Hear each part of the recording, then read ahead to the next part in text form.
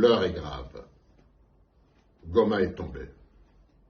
Et aujourd'hui, la guerre est aux portes de Bukavu.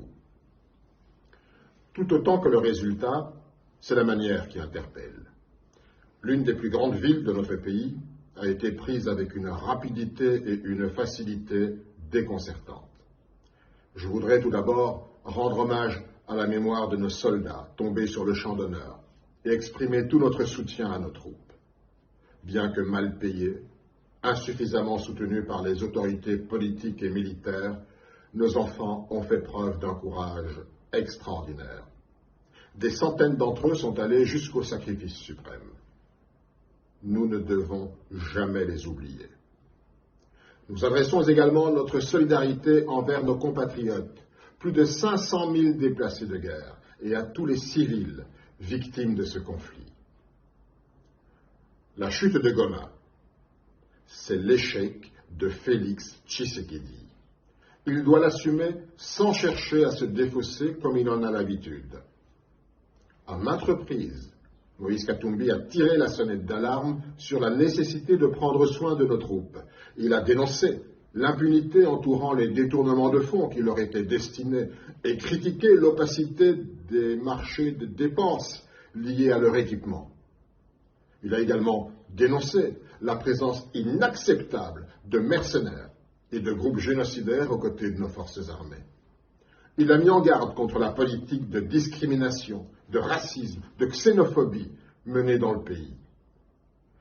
Toutes ces alertes ont été accueillies par le mépris et le dénigrement, et des accusations infondées, toutes basées sur les mensonges les plus éhontés. Dans le seul but d'en finir avec lui, on a même prêté à Moïse Katumbi l'intention de vouloir attenter à la République. L'échec de Goma, c'est celui de l'arrogance et du refus obstiné du pouvoir de regarder la réalité en face.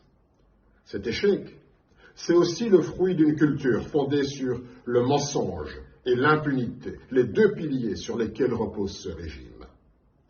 Nous sommes bien fondés à rappeler à M. Tshisekedi qu'à Genève, il avait promis l'opprobre à ceux qui dénonceraient leur engagement. Ironie du sort, c'est désormais lui qui est poursuivi et rattrapé par la malédiction et le sort fatal qu'il jetait hier sur les parjures. Mais cet échec de Goma relève surtout d'une gouvernance calamiteuse des affaires de l'État marquée par l'immoralité, l'inversion des valeurs et la corruption. Les institutions de l'État, censées servir l'intérêt public, ont été perverties et détournées de leur rôle et fonctions afin de servir des intérêts bassement personnels.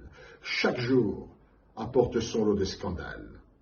On apprend qu'un ministre, sans vergogne, fait appel au chef des renseignements militaires pour séquestrer sa maîtresse.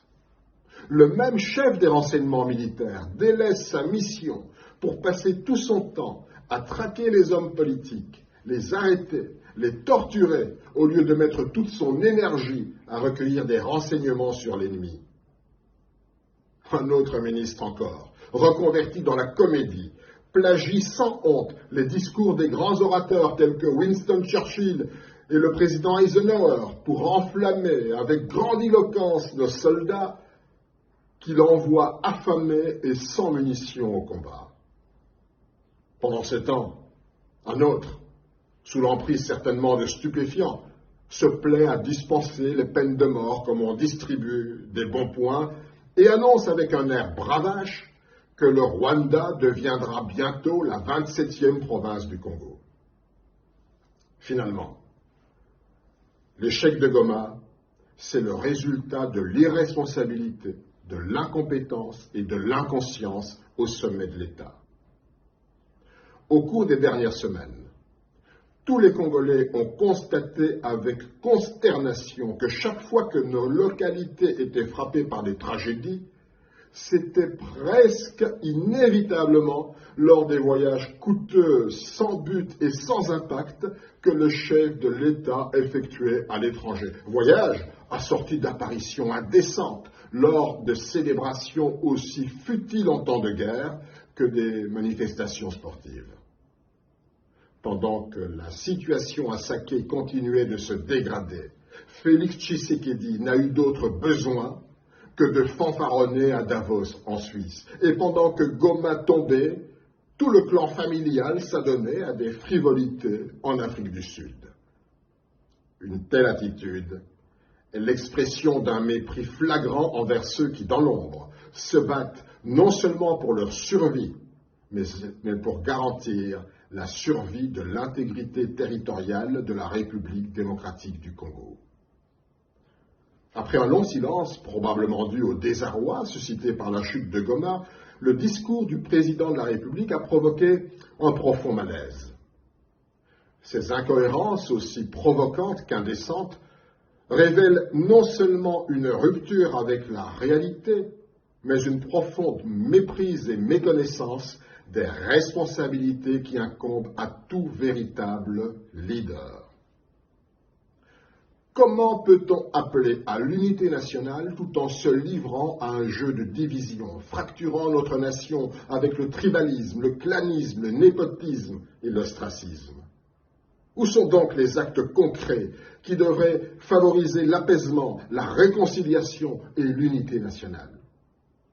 Comment peut-on rendre hommage à nos troupes, malheureux soldats payés à peine $100, et encore, si la solde y arrivait, tout en recrutant des mercenaires pour $10 000 par mois, et en laissant impunément ses collaborateurs s'enrichir en faisant de la guerre leur business? Comment parler d'efforts financiers à nos concitoyens sans leur expliquer où sont passés les milliards de dollars américains dépensés dans la guerre alors que nos enfants ont été abandonnés dans les collines du Kivu, sans tenue réglementaire, sans bottines et sans rations? Comment peut-on exiger de notre jeunesse qu'elle se sacrifie, qu'elle s'enrôle dans une armée sinistrée, alors que depuis 2019 et une promesse fallacieuse d'amélioration, rien n'a été fait?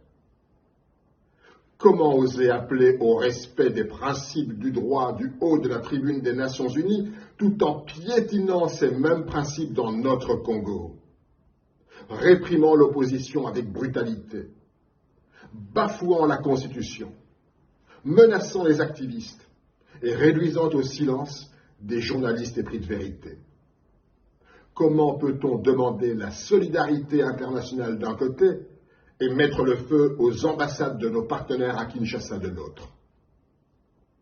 Soyons clairs, je le dis sans embâche, je condamne fermement le Rwanda et toutes les puissances étrangères qui se battent sur notre sol. Les armes doivent se taire. Le sang des Congolais a suffisamment coulé. Aucun centimètre du territoire de la République démocratique du Congo ne doit être cédé. Notre pays doit demeurer un et indivisible. Bunagana, c'est le Congo. Goma, c'est le Congo.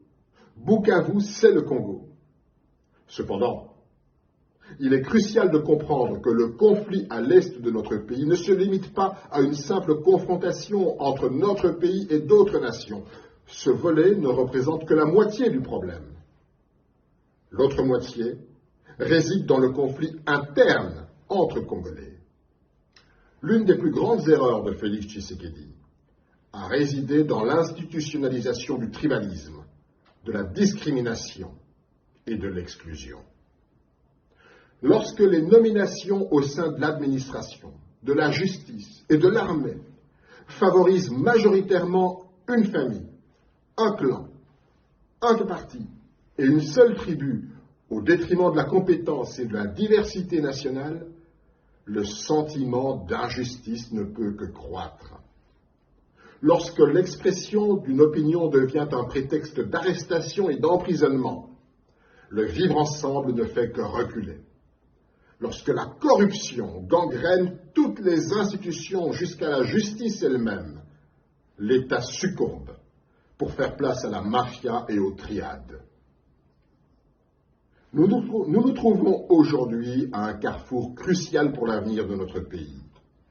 Dès lors que Félix Tshisekedi s'enlise dans sa logique de guerre, recourant aux mercenaires et au FDLR, qu'il s'obstine à modifier la Constitution dans le seul but de conserver le pouvoir et de poursuivre avec une avidité démesurée le pillage de notre pays, qu'il bâillonne la presse libre et qu'il coupe même le signal des chaînes internationales pour étouffer toute voix critique, qu'il rétablit la peine de mort afin d'imposer un règne par la terreur, qu'il arrête ses opposants ou les condamne à l'exil, qu'il use du chantage de la rue contre les puissances occidentales sans en comprendre les graves conséquences qui ont conduit à des pillages, à des actes de vandalisme et à des incendies, et qu'il refuse de négocier tant avec les oppositions armées que pacifiques.